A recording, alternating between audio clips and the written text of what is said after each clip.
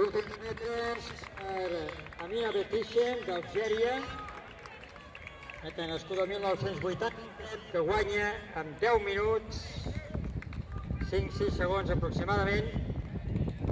Esperem doncs el temps oficial.